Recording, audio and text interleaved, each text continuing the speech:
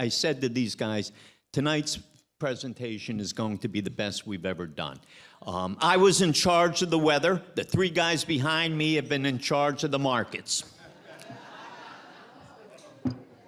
So before we go any further, you know, the success of our firm and the success of our relationship with you wouldn't be anything without the team that I'm blessed to be surrounded by in over 35 years to continue to add and invest in technology and human capital. And we have 19 professionals now. So I'd like to ask my team before we get started to come up so you can see them all in person.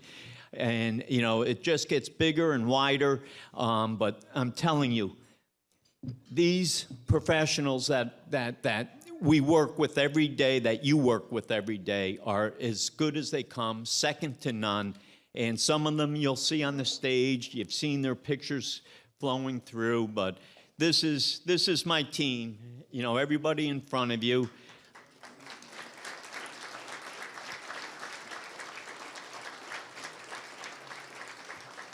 And, you know, the most tenured member of our team is Angela. She really runs the place. She's going on 27 years, so.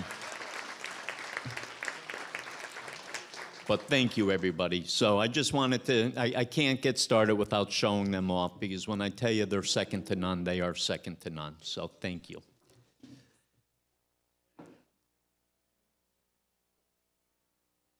So before we get started, Marty and Ryan, will you pull the curtains again?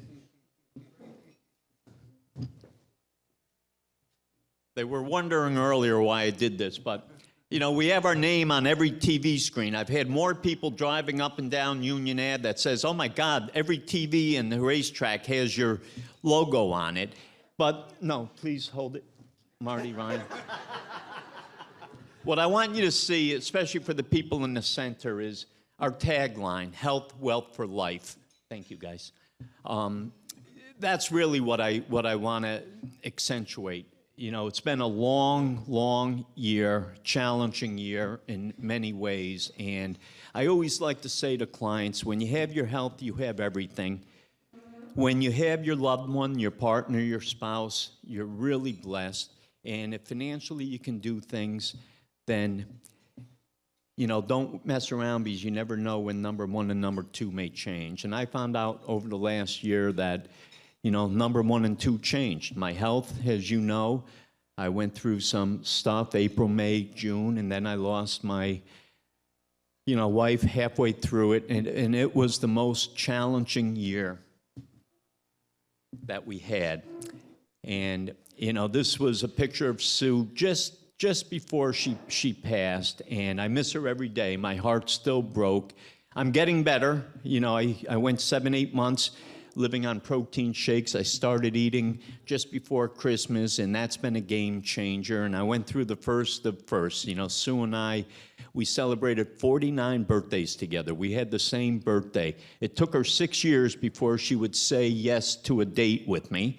And then 2 years of dating, and then 40 years of marriage. So I went through the first of our birthdays, and Thanksgiving, and Christmas, and New Year's, and Valentine's Day, and last week would have been our 41st anniversary.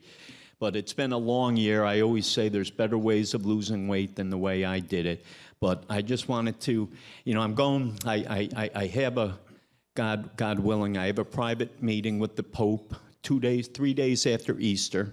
And the day before, the Vatican is actually going to say a prayer for me, which will be pretty cool. And I've become very faithful over the last 5 years, since really the beginning of COVID, but especially over the last year. And I pray for everybody that I can pray for every morning. And I'm looking forward to that. And, you know, I'm just hoping that Sue's at peace. And as you know, recently, we lost our dear colleague, Nicole Goebel. Nicole was just heart-wrenching. You know, she was working out, exercising on a Sunday morning at the Y and fainted. And long story short, she had an aneurysm and passed a few days after. She was only 46. You know, she had a husband, 8 and 4-year-old. 4 years ago, Nicole put her trust and faith in me and my leadership team to relocate her family.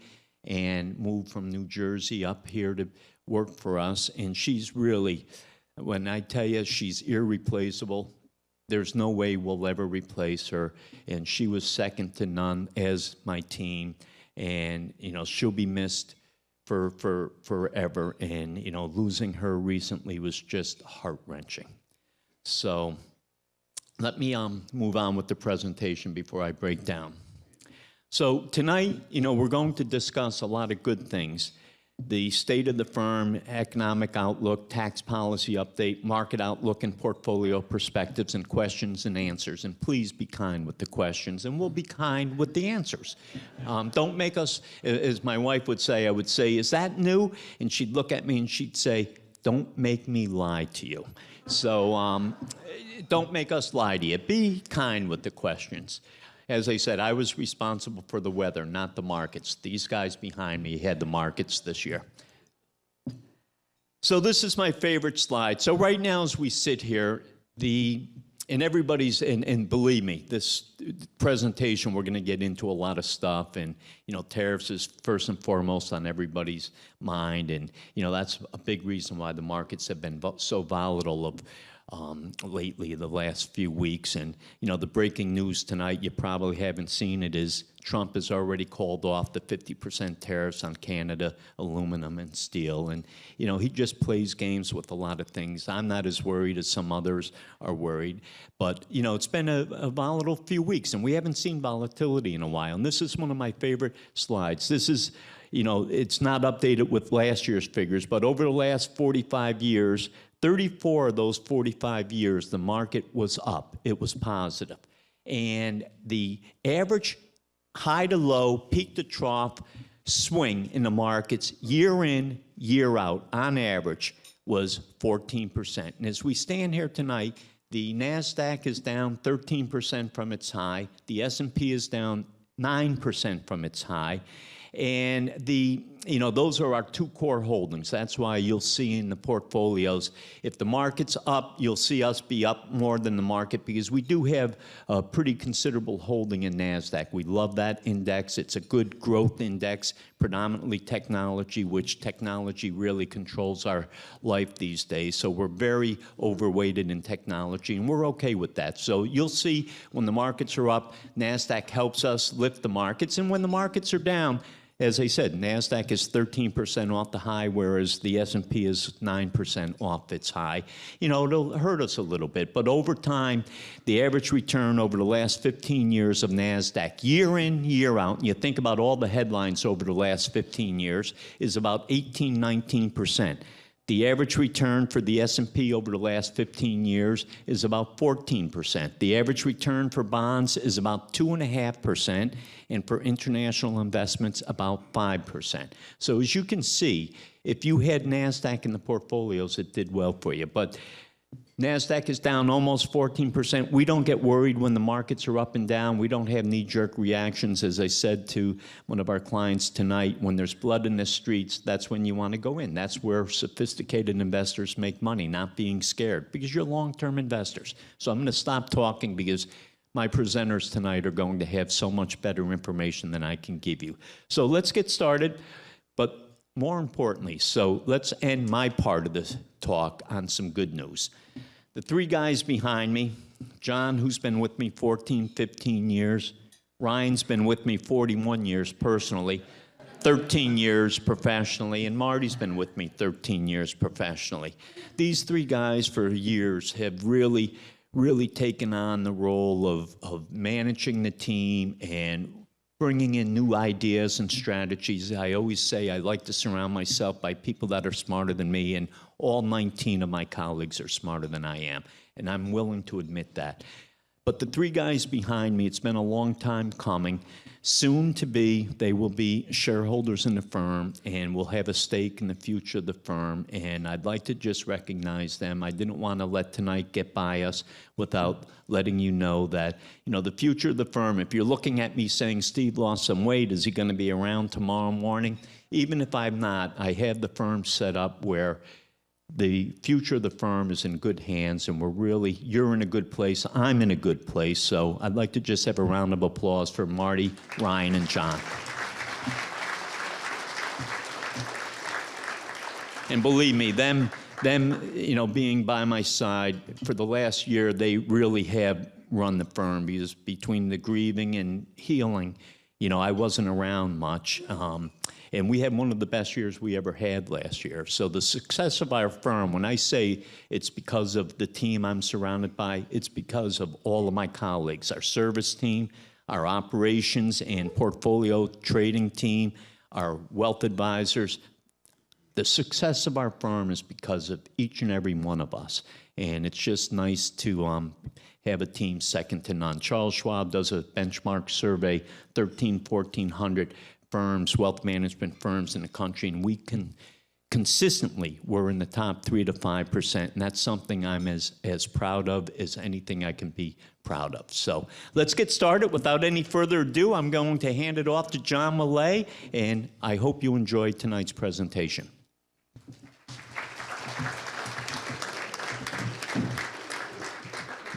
Thank you, Steve, and welcome, everyone. Before we get into my part of the presentation, we just want to bring everyone's attention to, we're using an app called Slido. So we're going to do some polling questions during the presentation, and you can use, there's a QR code, so on your phone you can scan it. And also during the Q&A session, we're going to use this tool for you to be able to submit questions.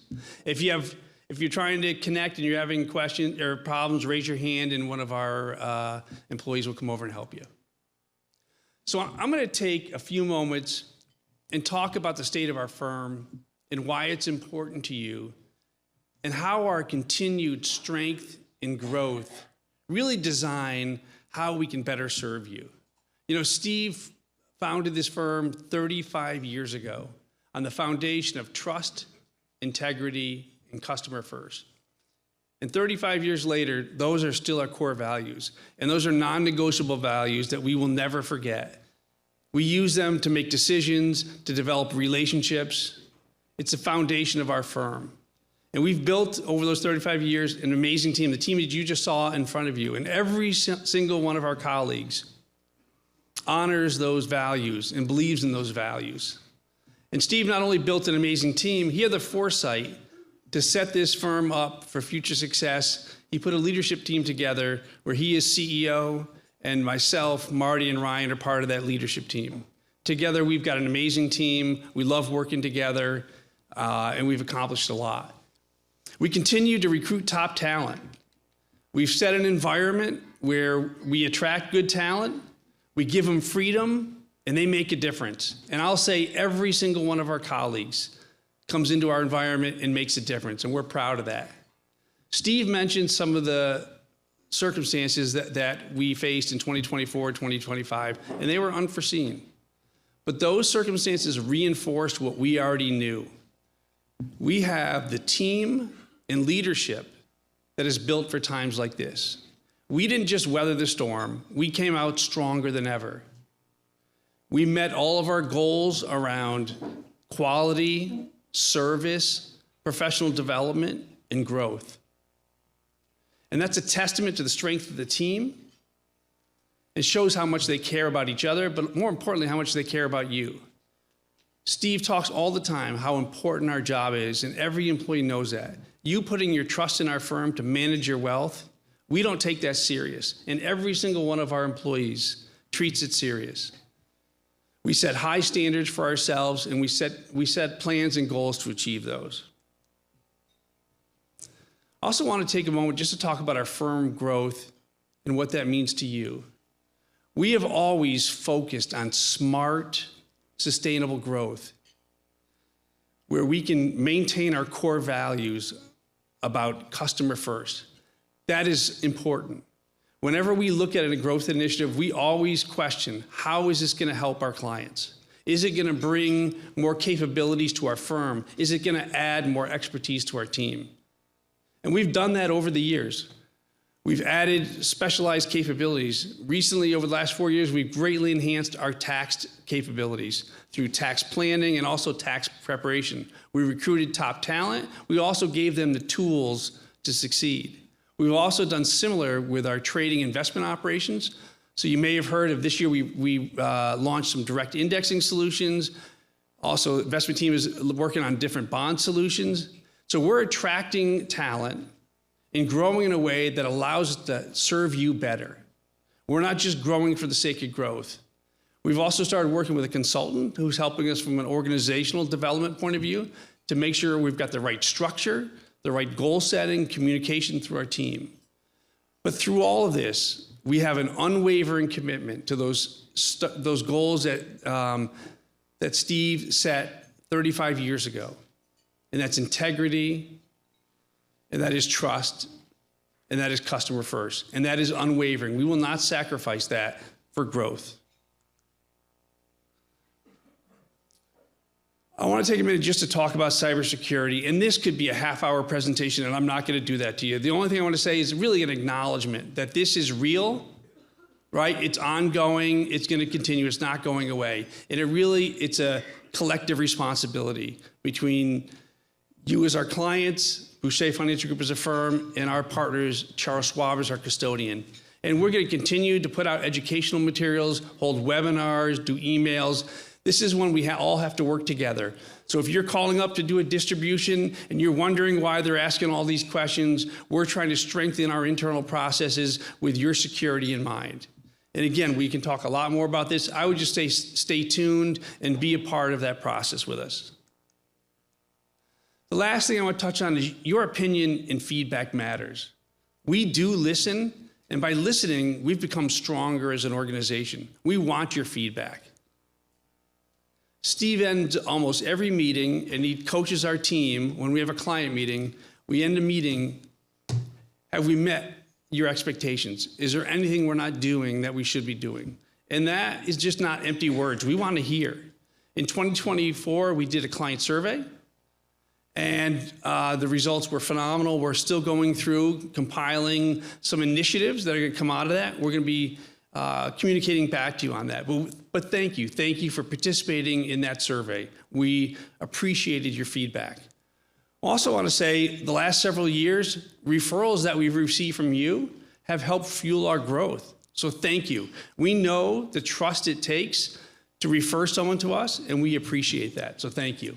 And I would just say, in last, continue to be engaged, whether it's through the client survey, whether it's through one-on-one meetings, whether it's phone calls, webinars, stay engaged because we are listening and we do think your feedback makes us better. We want to hear. One of the hallmarks of our firm, and if you know Steve, you know this, is giving back to the communities that we work in, that we live in, that we play in. This is a slide that just highlights some of the organizations that we've given back. This is always going to be a hallmark of our firm. We think it's very important. We also just want to thank some of the sponsors. You know, Charles Schwab has been our custodian for many, many years. They've helped with some of our presentation, helped us with some material. Also, First Trust is a partner we've worked with, so I want to thank them as well. At this point, I'd like to turn the presentation over to Harmony Wagner, who's going to get into some economic outlook. Thank you. Thanks, John. Good evening, everyone. Before I get started on the economic outlook portion of the presentation, we'd like to hear from you as you answer the question about what you're most concerned about this year from a financial or economic perspective. Inflation, recession, the current political environment, overseas concerns, something else, or perhaps you're optimistic about the future for this year.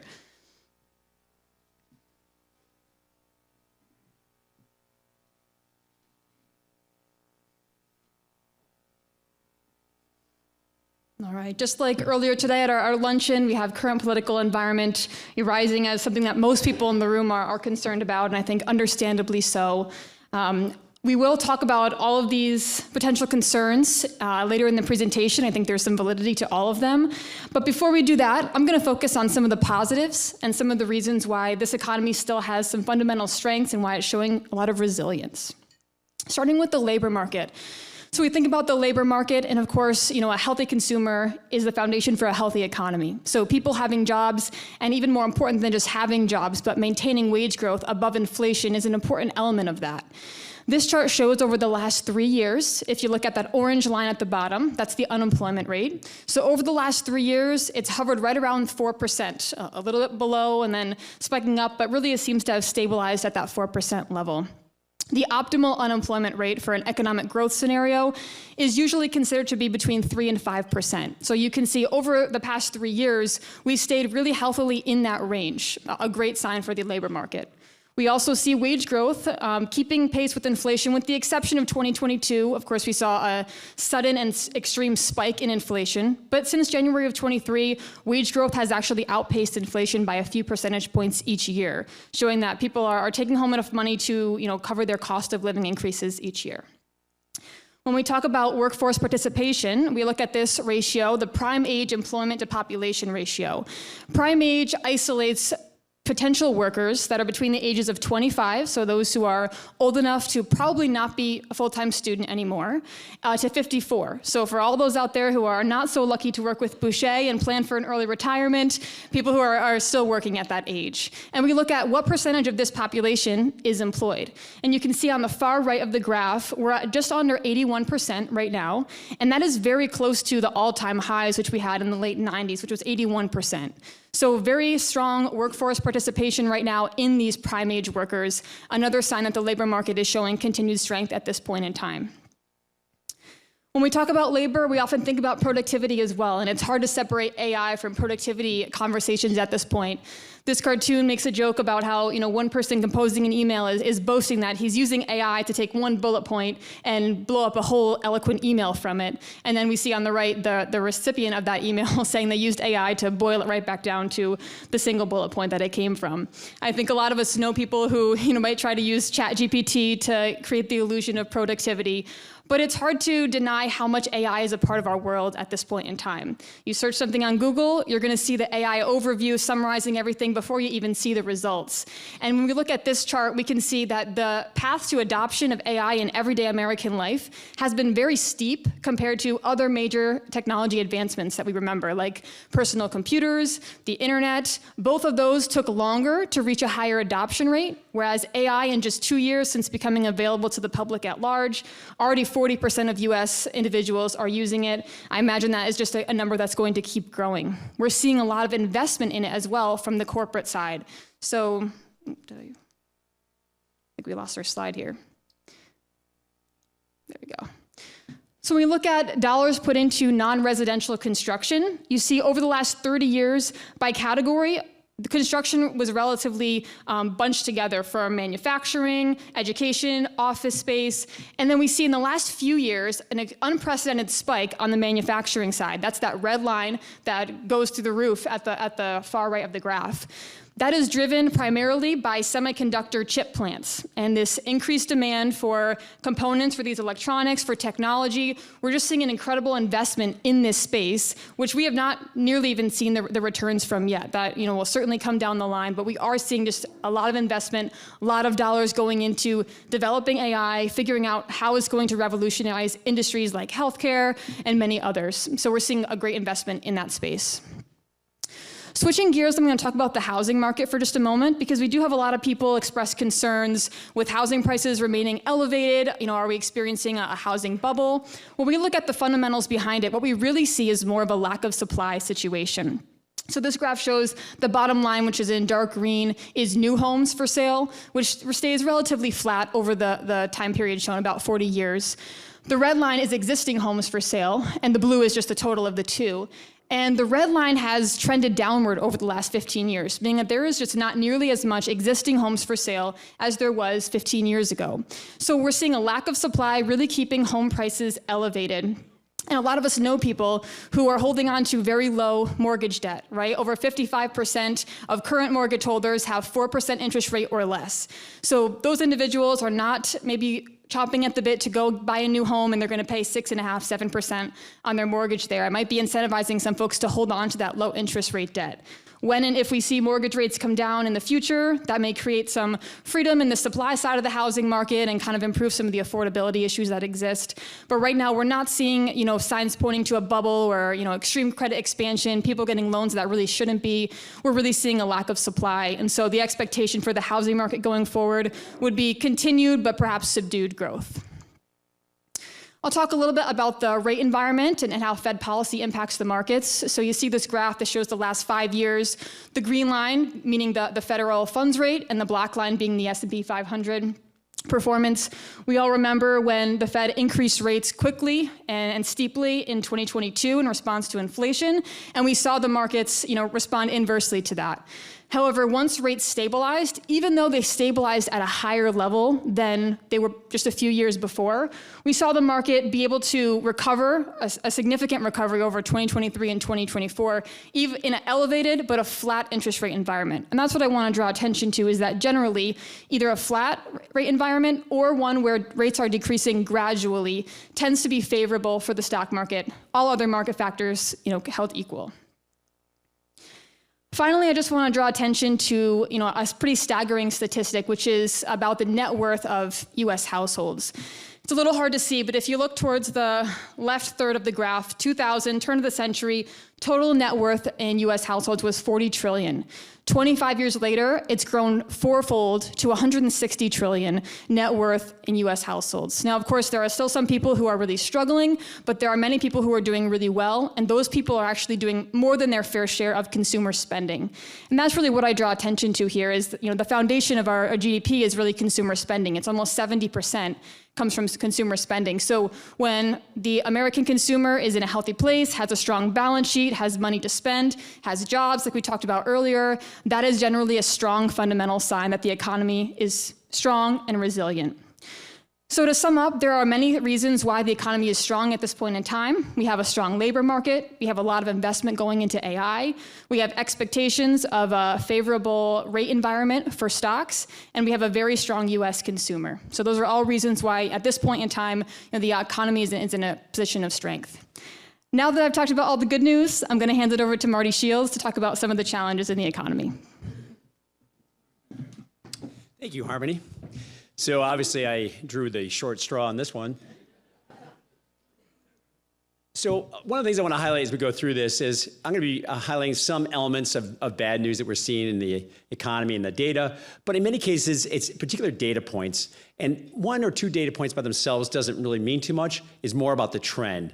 So I'll be highlighting that and just really trying to educate you as to what we're looking at on a daily basis.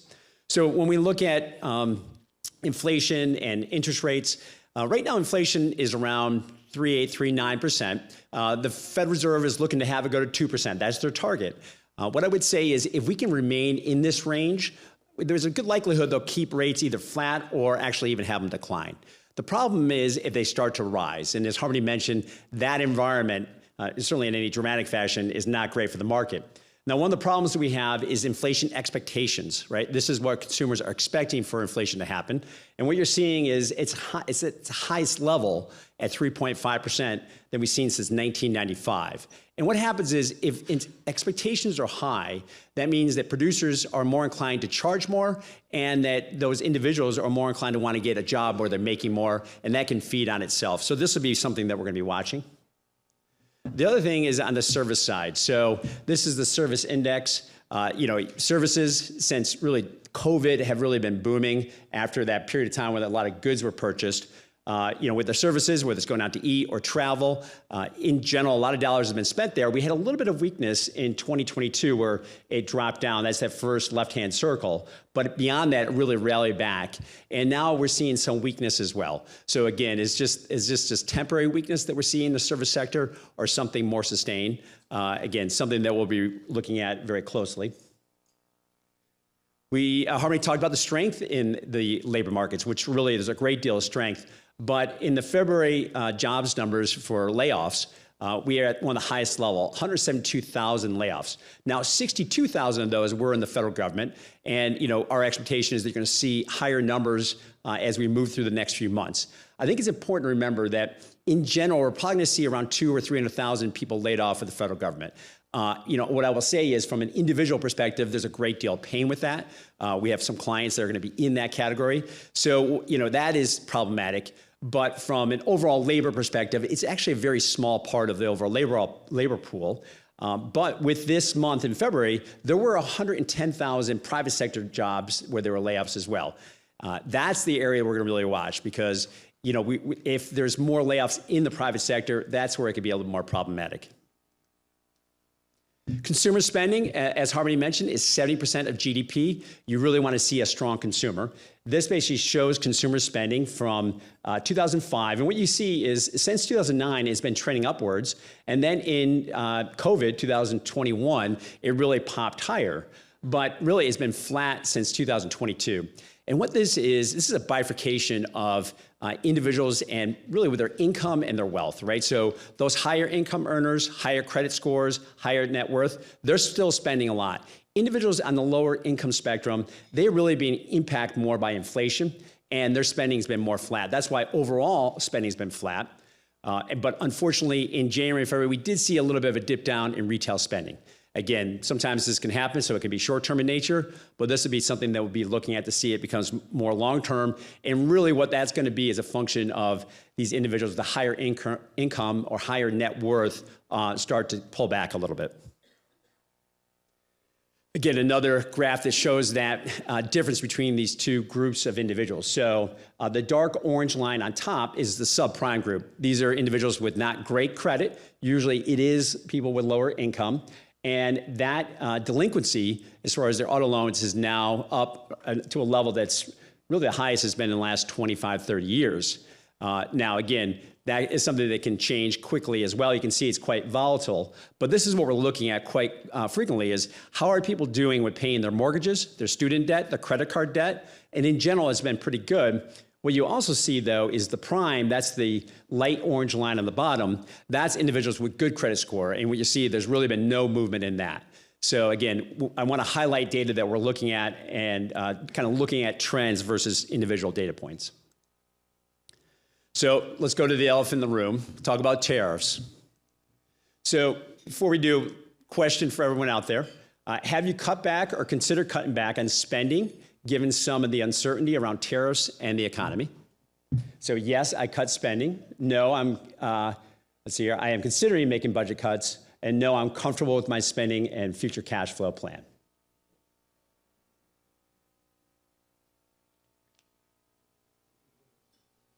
Okay, this is just like we saw at lunch, which is, this is a good sign. Hopefully as clients of ours, we're helping you make sure that your plan, your financial plan is solid and you got enough cash, whether it's your income or for your portfolio to cover those expenses. So that's a good sign. So a question we get quite often is what's going on with the tariffs? Why are these tariffs being put out there? So, really, when it comes down to the tariffs, we're primarily talking about the trade deficit, right? This is the main element where we have more imports than we do exports. So the imports is the blue line up on top. The exports is the red line, and then the green line is the difference. So right now we're at $1.2 trillion in that deficit. Now, you do see a spike at the very end of that, and that is in January. There was a large amount of imports because companies were concerned about tariffs, so they brought a lot of goods in. But we're at $1.2 trillion, and the big element of this is what are these tariffs going to be able to do? So there's a couple goals. One is the hope is that they'll be doing what's called onshoring, which is they bring manufacturing back to the States. The other is that with these countries, they're hoping that they remove the reciprocal tariffs. These are tariffs that are in place that are limiting our ability to sell overseas. The third element is a potential revenue source for the federal government. But really, it comes down to the goal is to try to reduce these trade deficits. So the other question I get quite often is, how did this happen? When did this start? So really, it started in the 1980s. That's when international trade started to really ramp up. The trade deficit really started in earnest then. In 1994, when NAFTA was put in place, that's the North America Free Trade Agreement with Canada and Mexico, it started to get larger. And then in 2000, when China joined the WTO, the World Trade Organization, you can see a dramatic change in our industrial production, right? So you're looking at U.S. consumer spending, which is the blue line, GDP continuing to grow at the same rate, but industrial production in the U.S. changed dramatically. So that was really when this really increased in a major way. And Canada, Mexico, and China are really the main three players in this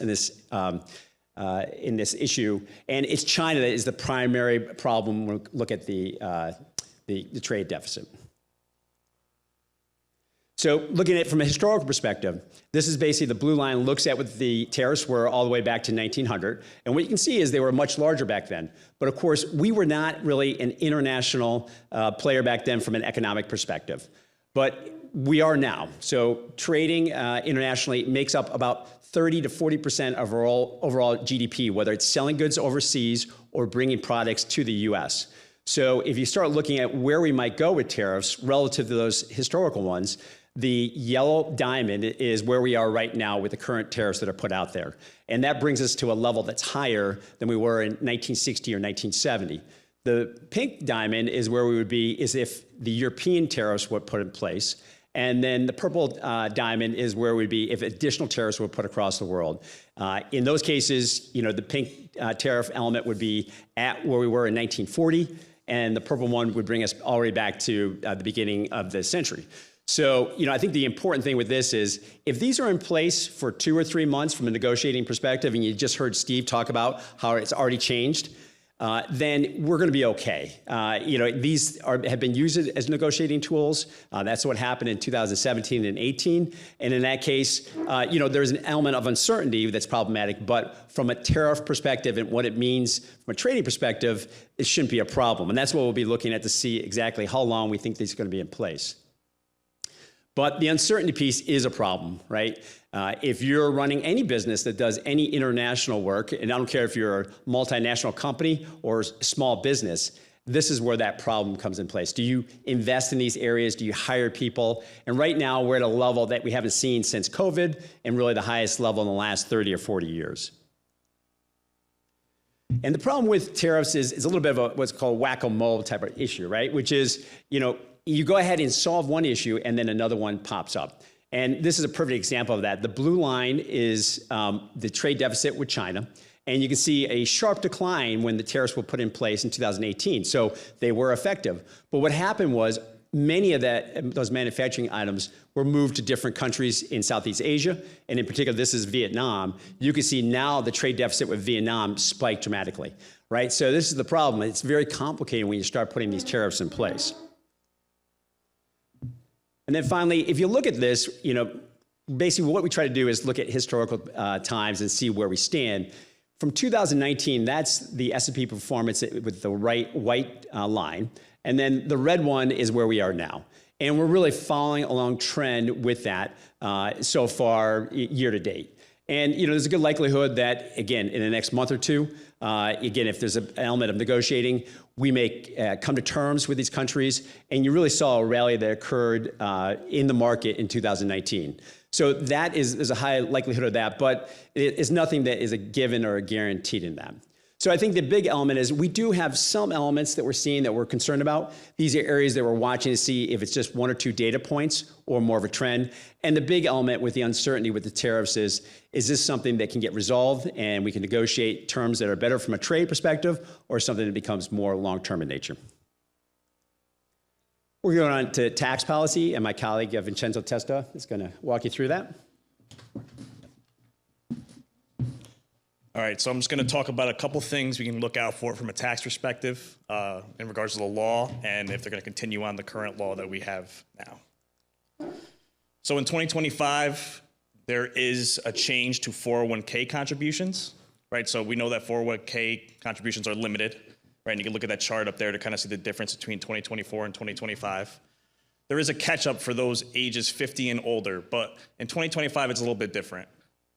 Those ages 60 to 63 get a little bit of an extra catch-up. So you could see on the 2025 side on that chart, if you're age 60 to 63, you get to contribute an extra $11,250 versus the $7,500 that those that are ages 50 and above get to contribute. So a little bit of a change there. That was passed with the Secure Act 2.0 in 2022. So this is the first year that you'll be able to do that if you are those ages, and we'll start seeing that. So another thing to look out for is what's going to happen with the current tax law, right? So in 2017, the Tax Cuts and Jobs Act was passed, and the tax law that derived from that started in 2018. The way the law is written is that the Tax Cuts and Jobs Act ends and expires in 2025.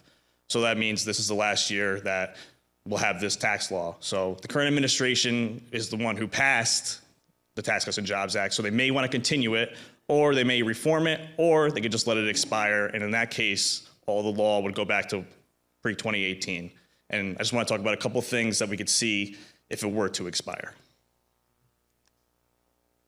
So if it sunsets, right, that's the expiration of the Tax Cuts and Jobs Act, you would see individual tax rates increase, right? In addition to that, you would see corporate tax rates increase as well, because those were lowered. But specific to you guys, individual tax rates are important. So the highest tax rate pre-2018 was 39.6%.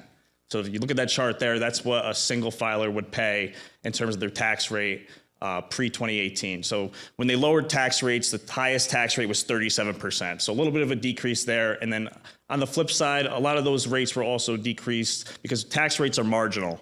So if you're in the 39.6% tax bracket, not all of your income is getting taxed at 39.6%. Some of it's getting taxed at 10, 15, 25, and then as you go up, you get all the way to that top tax rate. But the current top tax rate is 37. If it expires, you would see that high tax rate of 39.6% come back into play. And then a lot of folks would also fall into AMT, which is alternative minimum tax, which is basically a recalculation of your tax liability for a high earner, right? It takes away some deductions, takes away some credits, basically is a law that's put into place so people aren't dodging their taxes, for lack of a better word. So that could definitely come back into play if the Tax Cuts and Jobs Act were to sunset. Another thing to look out for is the state and local tax deduction. So that's a SALT deduction. So if you itemize your deductions, you are able to deduct your state and local income taxes. So that's your real estate taxes and state income taxes that you paid all combined. With the Tax Cuts and Jobs Act, that deduction was capped at $10,000. So we all live in New York for the most part. We know real estate taxes are high, state income taxes are high. So you could potentially be paying $20,000 in real estate taxes on your home, pay $20,000 in state income taxes at your job, and you're only able to take a deduction of $10,000 for that. And that was with the Tax Cuts and Jobs Act. So obviously a lot of folks, even though the tax rates were lowered, took a little bit of a hit in terms of their tax savings on that. So you would think, right, tax rates are lower, your tax bill is going to go down. But a lot of folks that, I did returns for in 2017 and 2018, I saw actually that there was a major difference, right? They're actually paying more because of this cap. So if it were to expire, that cap would be lifted.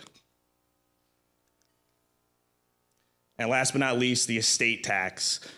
So the estate tax exemption is currently about $13 million per person. So what that means is that if your net worth or estate is $13 million or less when you pass away, you're not going to be subject to estate tax, right? So if the Tax Cuts and Jobs Act were to sunset, that amount could go back down to $5 to $6 million. So those high net worth people in the room and those high earners, something to look out for there. That could make a major difference in your estate and how your assets get distributed net of tax.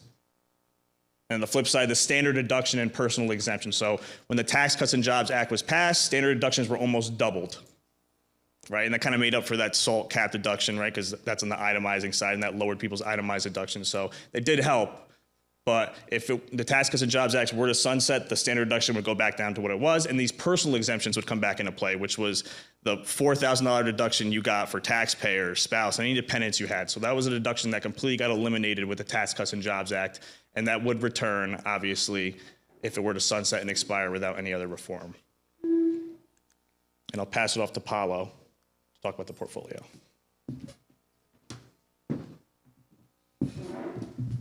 Thank you, Vinny. So I will be talking about our portfolio positioning all throughout 2024 and so far year to date. And where I really want to start this conversation is looking at valuations. If we go back to 2022, which I hope all of us have forgotten about, it's my job not to forget about years like that.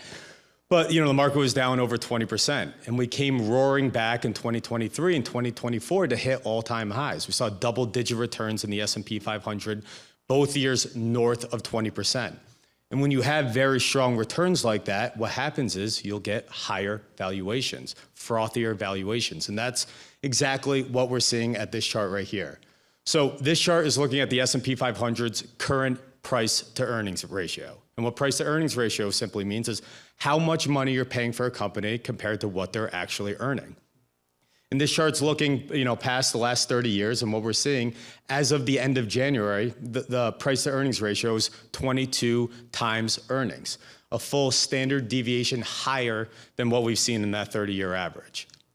So what does that mean? Well, if we take a look at this chart to the left, this is looking at price to earnings ratio and what the subsequent 1-year return would be in the S&P 500.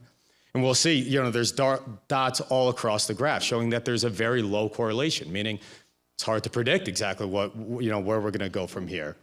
But if you look at the chart to the right, this is showing the same exact chart where we stand on the price to earnings ratio, but what the subsequent 5-year annualized return is for the S&P 500.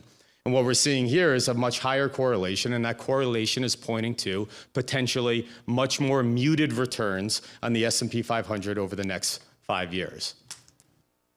But what I think is really important here is the story around concentration. I'm sure over the last couple of years, all of us have heard the words Magnificent Seven, right? The 7 technology stocks that have really been powering the markets. And that's really what's been driving these higher valuations. And we could see that in this chart right here. This is looking at the top 10 weighted companies in the S&P 500's weighted price to earnings ratio, and we could see that on the green line. And then if we look at the blue line, the remaining stocks, the 490 other stocks in the S&P 500, we'll see that those valuations are much lower, right? More in line of what the market expectations should be. And that's exactly how we're looking at our tactical positions within the portfolio. So going back to last year, we added 3 tactical positions: SCHD, DUHP, and DGRW. All 3 tactical positions give some iteration of either quality, dividend growth, or profitability, all key characteristics that we wanted to make sure that we're overweighting last year and so far this year. Now, I really want to go through why we thought these 3 positions were pivotal. So on this chart, we're looking at the top 10 weighted companies in the S&P 500, which we could see at the top, and then the 3 tactical positions. And the first thing I want us to look at is the price to earnings ratio. So the top 10 weighted companies in the S&P 500, as of right now, the price to earnings ratio is 51 times earnings. They're expensive. If we look at SCHD, DUHP, and DGRW, you'll see that all of those are much more significantly discounted compared to them and the S&P 500 in total. The other thing I want us to look at is the downside properties that these tactical positions provide. So if we look at a year like 2022, we see the top 10 weighted companies in the S&P 500 were down on average 37%. Now, SCHD was down about 3.25%, DUHP was down about a little less than 12%, and DGRW was down a little bit over 6%. So drastically outperforming the top 10 weighted companies in the S&P 500 and also significantly outperforming the S&P 500 in whole. Now, that trend has continued so far this year. So we'll see in 2025, you'll see the asterisk there, that is as of Friday of last week. We'll see that the top 10 weighted companies in the S&P 500 are down 8.62%. Well, SCHD is up 4.4%, DUHP is up 1.72%, and DGRW is up 1.26%. So these tactical positions are doing exactly what we want them to do, hold up during times of volatility and put us in a position to outperform the S&P 500 during those times of volatility. Now, the other thing that we did at the end of last year is as we hit all-time highs, we took the opportunity to rebalance our portfolios, right? Technology continued to grow and grow. We wanted to make sure we're trimming back those positions, taking those gains and putting it into our tactical positions to make sure that we're holding up well in times of volatility. The other thing I wanted to highlight is our alternative sleeve. This is something that we introduced in the portfolio going back to 2022.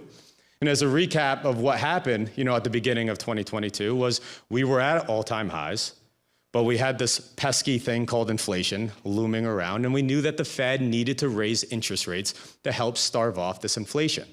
And we knew that a raising of interest rates was going to be a very bad environment for bonds.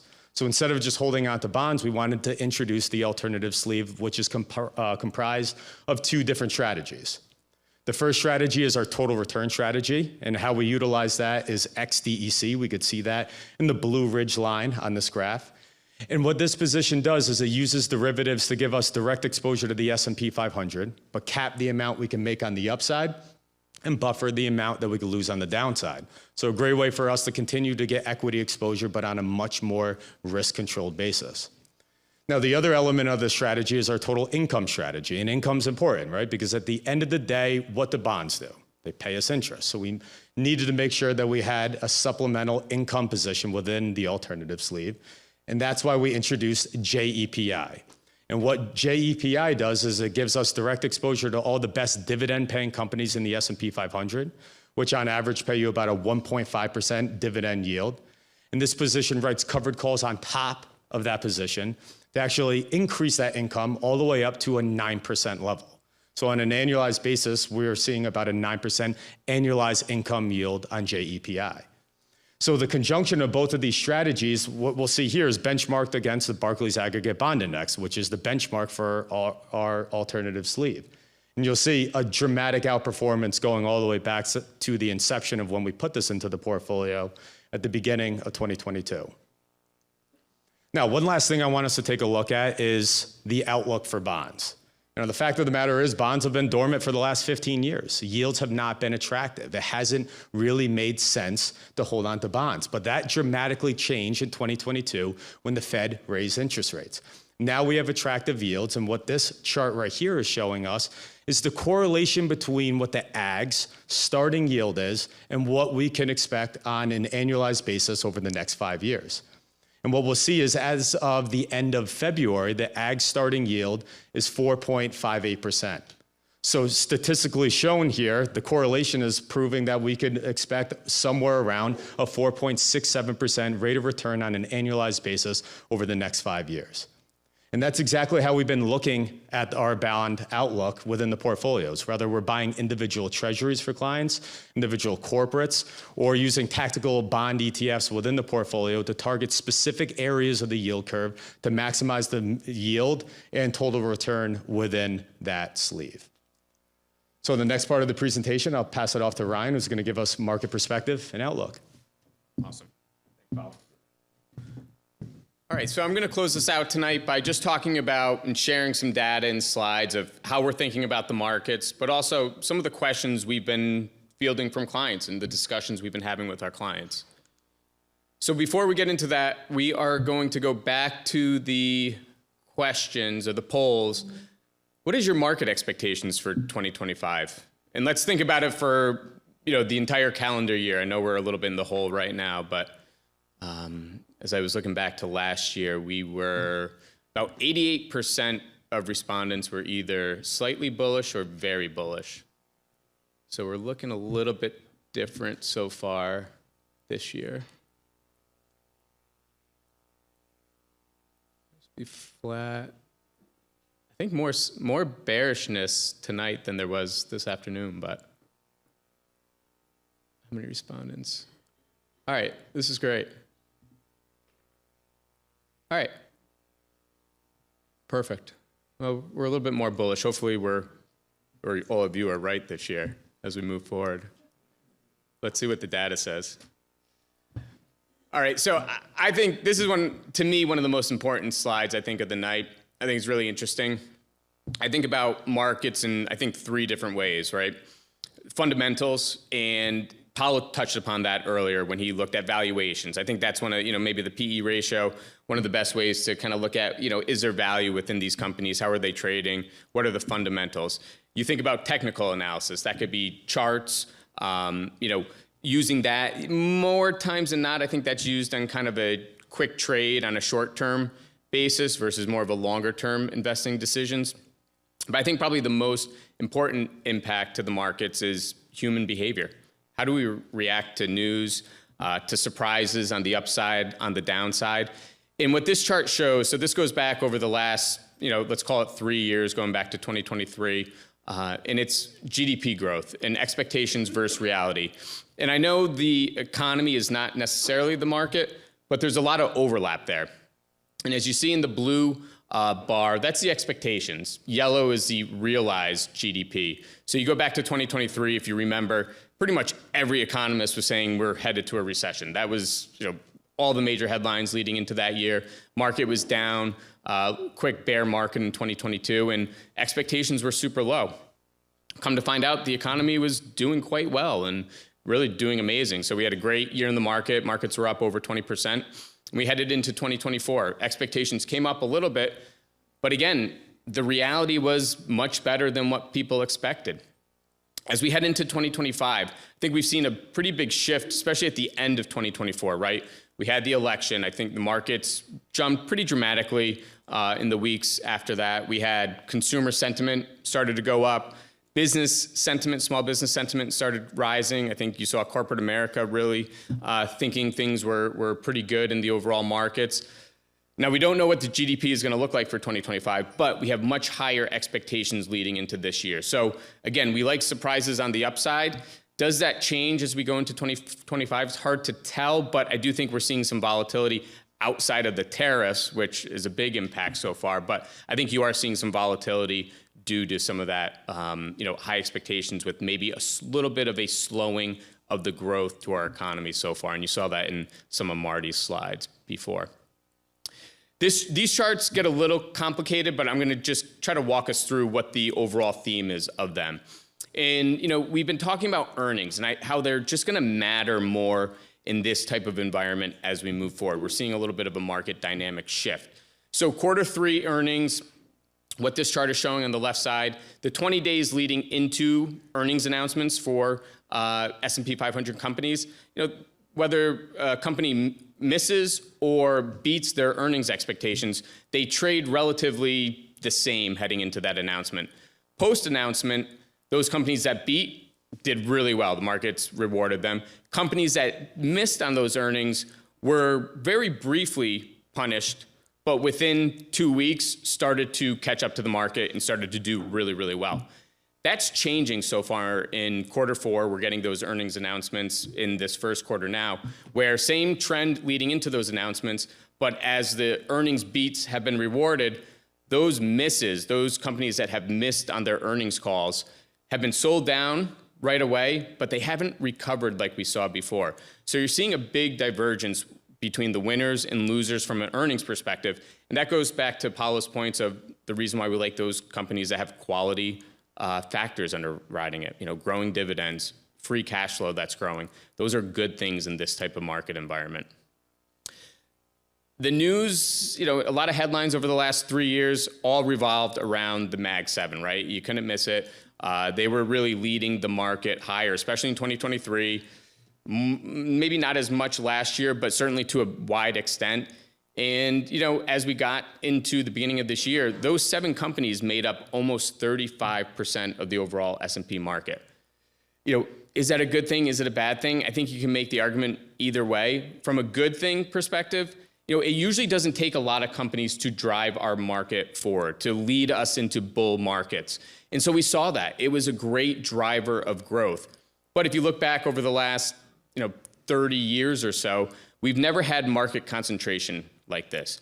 So, it may not be a bad thing in the immediate term, but it's a risk that's out there. And we have to, measure that risk and think about what that means for the portfolios and for the markets moving forward. I think this next slide does a pretty good job of thinking about that. So what this is showing is it shows you the 10 years before a company becomes one of the top 10 companies in the S&P 500 and the 10 years following that point that it became one of the top 10 companies. And what you see 10 years before, those companies are outperforming the market annually by about 11%. The 5 years before, about 20%. And then the 3 years before, they really take off and outperform the market by over 25% per year. On the back half of that, after they become one of these biggest companies, that outperformance starts to slow down. So 3 years after, you're still seeing some outperformance, but less than 1%. 5 years after, you're seeing a little bit underperformance, and 10 years, a little bit more of an underperformance. Is that trend going to continue? Who knows? But I do think it's a good data point of how we're thinking about that concentration risk and what it may mean as we move forward in this market environment. I could spend probably a whole hour on what's going on in Washington right now, but we'll keep it short here. Obviously, the tariffs are a concern. I mean, the last 2 weeks, market's been awfully volatile. Yesterday was probably the worst day that we've seen in a few years. Obviously, we're seeing a ton of uncertainty. One thing the market does not like is uncertainty, and that's coming through like we haven't seen in, we really didn't see a lot of volatility the last 2 years. So we're seeing a lot more all of a sudden. I think there's 2 areas of concern, right? Tariffs are going to hit either us as consumers in the form of inflation, or it's going to hit corporate America. It's going to hit their bottom line. So there is a lot of fear around that and what that means. Now, the good news is, and we've seen it in the past, and you saw it with Marty's slide earlier, that can come off the table just as quickly as it went on. So there could be relief from that very quickly. On the other hand, cuts to spending in the government. I think we would all agree that we have to get our deficit under control. Both the national debt, our annual budget deficits. Long term, I think that's going to be a really good thing. We really need to get our spending under control.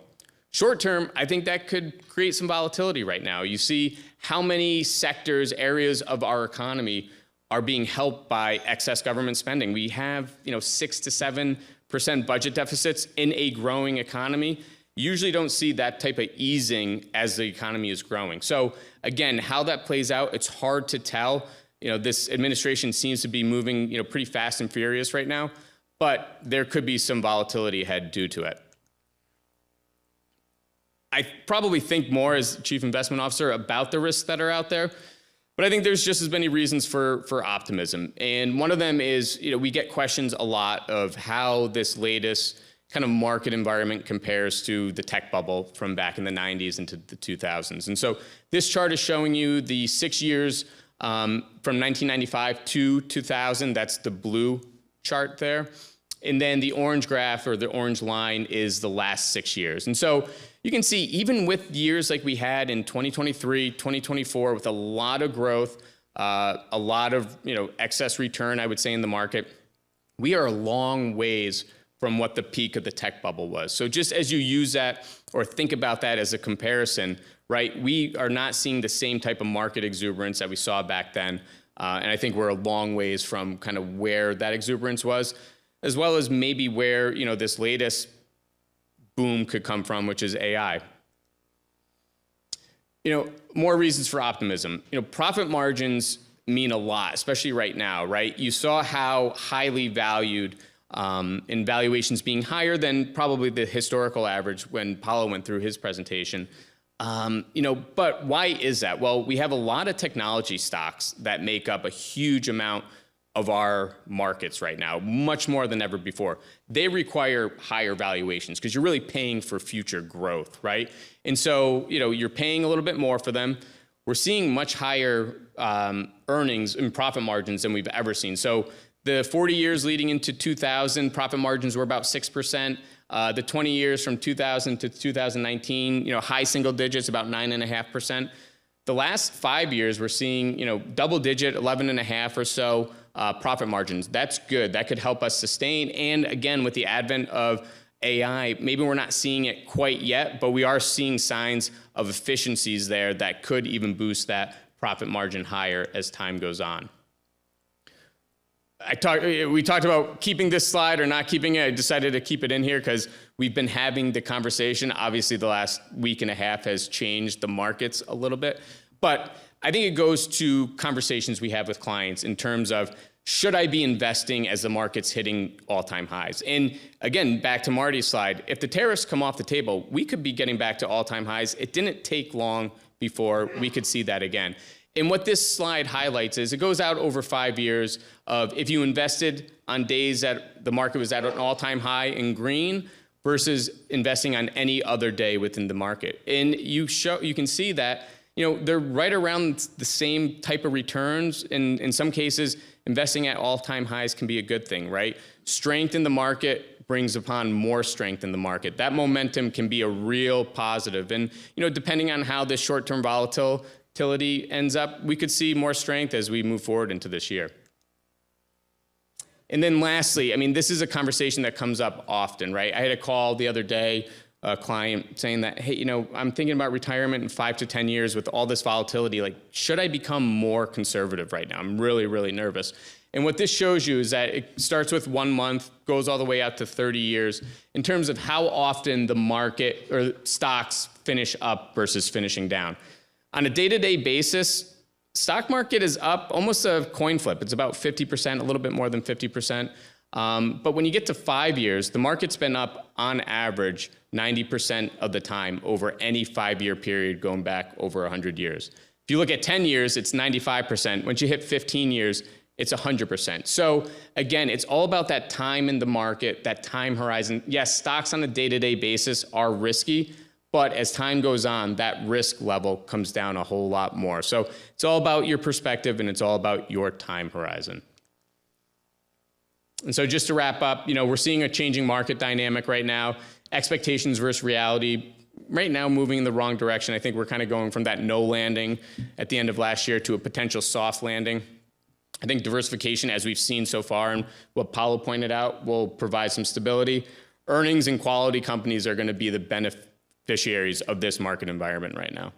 Volatility, I think, is going to remain as long as there's political uncertainty. I think that goes without saying.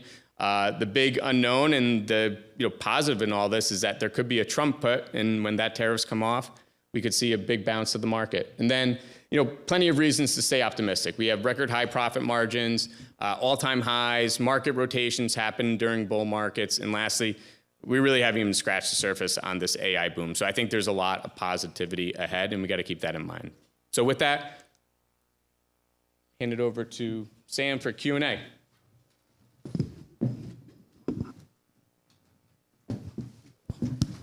Hello, everyone. So now that the presentation has concluded, we're going to open up the floor for questions. I do have quite a few questions already, but if you would like to submit some, just go ahead and scan the code on your table and submit them through Slido. We won't be able to answer all of the questions, but we will do our best. All right, so I'm going to start with the first question of the night. I'm approaching retirement and very nervous, given the current political environment and everything else going on in the world, that my retirement timeline is going to be delayed. Is now a good time to become more conservative? I did. So I think the big element with this one is that you make sure you have a financial plan with us, right? So you've had that conversation, you kind of know what that timeline looks like. The next element is just knowing where your income is going to be coming in, whether it's working part-time, pension, or Social Security. And then, the next element with that is, when you're going into retirement, you want to make sure you have plenty of cash. We put away 2 years of cash for distributions. And that's the way we can make sure you can sustain through any market volatility. But, the market's only down 3 or 4% from where it started the year. It's still very close to its all-time highs. And if you're moving into retirement, let's say you're in a growth allocation, you've been in that way all the way through while you've been accumulating assets, it's not a bad time at this point to become a little more conservative in this situation because you have basically a major change in your life, right? Many of our clients are in a growth and income allocation, so that might be the more appropriate change. But, all I would tell you is, if you're already in the growth and income, so you're already at a 60-40, to become more conservative from that, we have to appreciate is really, in many cases, this is just short-term volatility. Whether it changes now or 2 months from now or 3 months from now, you really only want to be changing your allocation for what's something you want from a long-term perspective.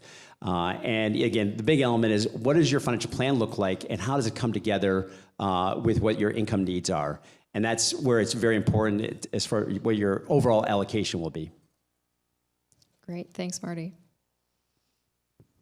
All right, I have a two-parter. So this person says, I have heard the term all-weather portfolio. Can someone please explain what that means? And then second part to that, how often should I be reaching out to my advisor? So I think all-weather portfolio, the way I think about it is, taking into account, appropriate risk metrics,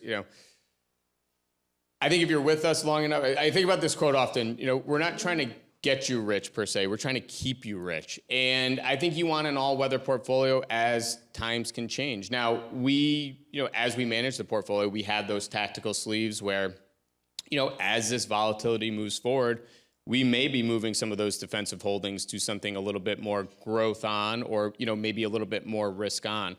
But we want to have a portfolio that will perform well on those good days, but one that can sustain and hold up well and relatively well in these down days. And we've seen it the last 2 weeks. So just having the right, approach to risk, the right risk management process, and, having positions in the portfolio that, again, will do well in different market environments. I think so far we're seeing this, especially, again, in these last couple weeks or so. How often to reach out to their advisor? That's a great question. Well, hopefully we're reaching out to you. But if you're not, hearing from us, it changed. We have some clients that, check in once a year. Some clients that check in, they're good with what we're doing, and maybe a year's too often for them. Others, we may meet on a quarterly basis, biannual basis. I think it's really dependent on your situation. If you're closer to a big life event or life change like retirement, I would say we're doing a lot more planning for you. Maybe tax planning and just cash flow planning, but I think it's dependent on the situation. But like I said, hopefully we're reaching out to all of you multiple times a year. So if we're not, let us know, please. Thanks, Ryan. All right, this next question, this person says, I have a large amount of cash in a high yield savings account, and now I am wondering at what point I should invest it in the market. It feels risky. Maybe John or Steve? These are my favorite questions. So let me repeat myself. If you were invested over the last 15 years, think about the news over the last 15 years. Think about the volatility, the craziness, especially last year. Your average return in the S&P was 14% a year in, year out, on average, your average annual return. NASDAQ, 19%. Bonds, 2.5%. Ryan did a great slide. Whether you invest when the markets are at all-time highs or any other given day, it really doesn't matter over time. The key is to be invested, and as Ryan pointed out, from a risk standpoint, what is that tolerance for risk? What keeps you up at night? I always, my portfolio is an open book. Anybody can look at my portfolio. All my advisors know. You're more than welcome to see how I'm invested, because I'm invested just like you. The only difference is I'm 100% invested in the stock market because I'm very comfortable with that. I can tell you, I don't look at my portfolio. I never look at my portfolio. I know the last couple of weeks it's down. I haven't looked at my portfolio once because I don't care. I don't need my money over the next couple of weeks. And that's, I think Marty's, pointed out, we keep 1 to 2 years worth of your distribution needs in a conservative allocation. So we always have 1 to 2 years where we can recover. And just about every correction recovers. And right now, NASDAQ's in a correction, anything over 10%. So we're down 13%, the broad market down 9%, almost in a correction. That doesn't worry us. So the key is to be invested for the right reasons, whether the markets are high or low. And if you're near retirement, I like to say, if you're going to retire at age 65, you're just planning on retiring. You don't plan on dying. And you're going to have another 20, 25 years that you'll be living. Always keep that in mind. One of the slides I think Paulo showed was, or Ryan showed, over 15 years, 100% of the time, stocks have never lost money. Great, thanks, Steve. John, I have a question for you. I actually have a couple of questions about 401ks. So I'm just going to summarize some of them. In general, it's people asking about currently contributing to them and how aggressive they should be given the current volatility. Should they be changing their allocations and maybe just changing future allocations or for future contributions? Yeah, great question. So obviously very broad. And so I would say it certainly depends where you are in your retirement horizon. I will say one of the things the mistake we see sometimes that clients make is sometimes they got into a 401k when they first started working or years ago, and they haven't really looked at their allocations. And we look at it for them because one of the things we do as part of the financial planning process and see that they're in maybe a default fund or a default mix. So they're much more conservative than they should be. So I would say, there's no reason, really, this is part of your whole investment philosophy. So whether it's inside your 401k or outside, it should be according to a plan. So there's no reason to get too conservative with your 401k. Perfect. Thanks, John. I use myself as an example. I personally think that there's more reason to be optimistic. Ryan was right on with his slides on that. I think at the end of the year, the market, I'm very bullish on that one question because I feel that a lot of the tactics, and I could care less who's in the White House. I'm not a Republican, I'm not a Democrat, I'm what they call a blank. I found that out Senator Bruno called me a blank, and I looked at him. I said, God bless him. I said, I thought you liked me. He says, oh, I do. He says, but you're not registered in any party. I said, no, I'm an independent. I'd like to think independently. He says, no, Steve, you're a blank. You're not even registered in the independent party. And that's a true story. So long story short, in my Sandbox account, my Play account, I got a little cash. And especially after tonight's news, seeing that the tariffs in Canada are going to go away, I'm going to put that cash to work probably tomorrow. And when there's, as I said earlier, when there's blood in the streets, if you got cash that you wanted to put in, right now is not the time to go from being, let's say, growth-oriented to being conservative. You wait till the markets are at all-time highs to do that because you're getting out, you're reducing that equity sleeve at a good time. If anything, if you're conservative and you always thought maybe you wanted to be a little more growth-oriented, now's the time to do that. When there's unknown parameters out there, unless you think the world's coming to an end, and Harmony did a presentation a few years ago, and today I read something in the newspaper where they used the same statement, and I sent it out to our team.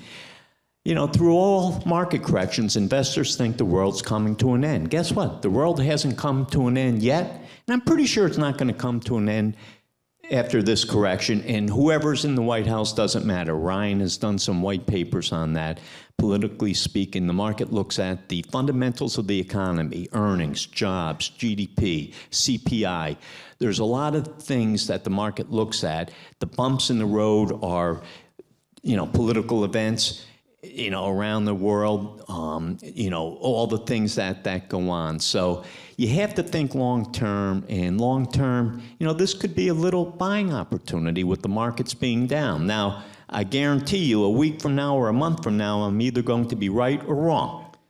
But 15 years from now, from that slide Ryan showed you, I'm going to be right.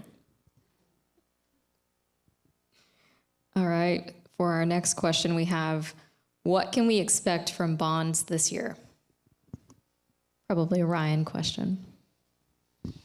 Well, if you go back to Paulo's slide from earlier, you know, usually your entry point in whether it's a fixed income fund or a individual bond, that's typically going to be your future return there. I mean, I think the bigger element to that is maybe the volatility in the bond market and what interest rates are going to do. You know, I see it from two perspectives, and I think the last few weeks has been really interesting, right? You think back to when the Fed started cutting rates last September. I mean, I think everyone was expecting that, you know, long duration bonds were going to start coming down as the Fed cut rates. We talked about it at last year's event. We think rates were going to stay high, and they did. As the Fed cut rates by 1%, the 10-year Treasury went up by 1%. I don't think a lot of people were expecting that. So, you know, rates started this year relatively high in that 4.5%.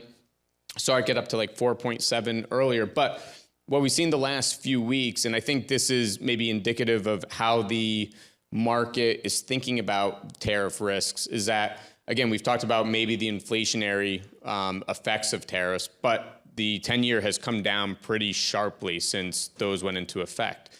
So I think that shows that there's less confidence right now in the economy. And again, as soon as maybe tariffs come off the table or the economy stabilizes, confidence gets back up and certainty's back on the table, you could see yields stay higher. I mean, you can't predict where like the 10 year is going to end up, but I do think we could stay in this, you know, 4.25, 4.5 range. I don't think would be unheard of. If we were to get some sort of recessionary environment, that's most likely going to come down, which, you know, that would help the fair market value of your bonds, but as you're buying back into the bond market, would not be as beneficial long term. I think, you know, the last 2 years have been a great opportunity in the fixed income market because we really haven't seen rates this high in 15 to 20 years, maybe 18 years. So, you know, that's how I think about them, and I think that's maybe a little bit of the gist of the question. All right, last question. I've heard you speak about this. What is the alternative sleeve? I don't quite understand. So the alternative sleeve is basically an asset class that's not a stock, it's not a bond, it's not cash. So we look at it from a risk and return perspective. So you look at the alternatives we have, They may be a little bit more risky than some bonds, depends on the bonds you're talking about, but they're not going to have probably the upside return that most equities. So we put them in that category of alternatives. And, as Paolo mentioned, there's really two that we have right now.